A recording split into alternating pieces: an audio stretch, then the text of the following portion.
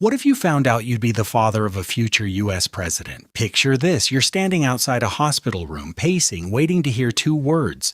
It's a boy, or it's a girl. And then out of nowhere, a thought hits you that you can't shake. What if this child is going to grow up and run the most powerful country on earth? It sounds impossible, almost absurd. But here's the strange part. Somewhere in America, right now, there's a man who doesn't know it yet, but he's about to become exactly that, the father of a future president. And history tells us something surprising about men who've been in that exact position before. Some of them shaped their sons deliberately. Others barely knew them at all. So today we're asking, if you found out today that your son was destined for the White House, would it change anything? Or does history suggest it wouldn't matter at all? Let's start with the obvious question. Do fathers of presidents actually raise their sons any differently? The truth is, some of the most famous father-son relationships in presidential history look nothing alike. Take Thomas Lincoln, father of Abraham Lincoln. He wasn't grooming a future leader. He was a frontier farmer, struggling to keep his family fed in Kentucky and Indiana. By most accounts, he didn't encourage his son's love of reading. If anything, he discouraged it, more concerned with getting chores done than with books. Young Abe grew into one of the most eloquent presidents in American history almost despite his upbringing, not because of it. Now compare that to John Adams. He was already a founding father and future president himself when he raised his son, John Quincy Adams. He personally tutored him, dragged him across Europe on diplomatic missions as a child, and pushed him hard toward public service. And it worked. John Quincy became the 6th president. Same goal, completely different paths. So which version wins? A hands-off father like Thomas Lincoln or a hands-on architect like John Adams? Here's where it gets interesting. Because for a lot of presidents, the father barely factored in at all. Bill Clinton never met his father. He died in a car accident 3 months before Bill was even born. Barack Obama's father left when he was 2 years old, and they only saw each other once more in person after that. Andrew Jackson and Rutherford B. Hayes also grew up without fathers who lived to see them born. If greatness required a hands-on dad, none of these men should have made it anywhere near the Oval Office. That's the first twist in the story. The data doesn't support the idea that a father needs to know his son is destined for greatness in order for it to happen. In some of the most famous cases, there was no father there to know anything at all. But let's flip it. What about the fathers who were there? The ones who had a front row seat and maybe even sensed something in their sons early on. Benjamin Pierce, father of Franklin Pierce, was a soldier and a 2-term governor of New Hampshire. He was deeply political, deeply ambitious, and he made sure his son grew up steeped in that world. Dinner table conversations about elections, campaigns, and power. Franklin Pierce became the 14th president. It's easy to look at that and think, see, that's the formula. But Pierce's presidency is largely remembered as one of the more troubled ones in American history. A reminder that being groomed for the job doesn't guarantee you'll be good at it. Then there's Calvin Coolidge, whose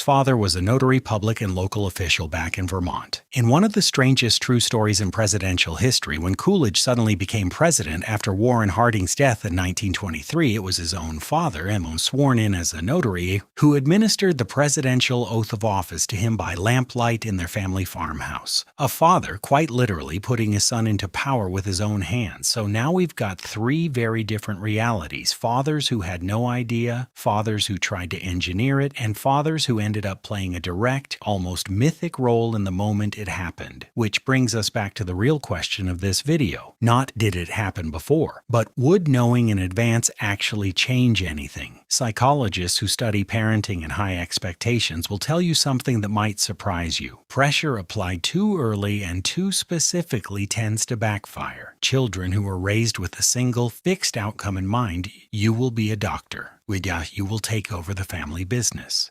You will be president, often push back against it precisely because it stops feeling like their own path. The healthiest form of ambition, according to most child development research, is one that grows from a child's own curiosity, not from a parent's blueprint. Which means if you actually did get some kind of impossible confirmation that your newborn would become president one day, the research suggests the worst thing you could do is treat them like a project. The fathers whose sons became genuinely effective leaders, not just office holders, but good ones, were usually the ones who let their kids develop their own convictions, make their own mistakes, and find their own reasons to care about the country in the first place. And maybe that's the real answer hiding inside all of this history. The fathers who didn't know weren't at a disadvantage. The fathers who tried too hard weren't guaranteed success either. What actually seems to matter across 2 centuries of American presidents is something far less dramatic than a prophecy or a plan. It's just showing up, being present when you can, and letting your child become whoever they're going to become. So if you got that message today, your son will be president, maybe the healthiest response isn't to start planning his political career. Maybe it's to do exactly what you were already doing. Feed him, love him, let him fall down and get back up on his own. Because if history has taught us anything, it's the presidents aren't made in a single defining decision by their fathers. They're made in thousands of ordinary, forgettable days. The kind no one ever writes a headline about. If you found out today, would you do anything differently? Let me know in the comments. I want to hear what you'd actually do. And if you liked this one, subscribe because we've got a lot more what if history stories coming your way.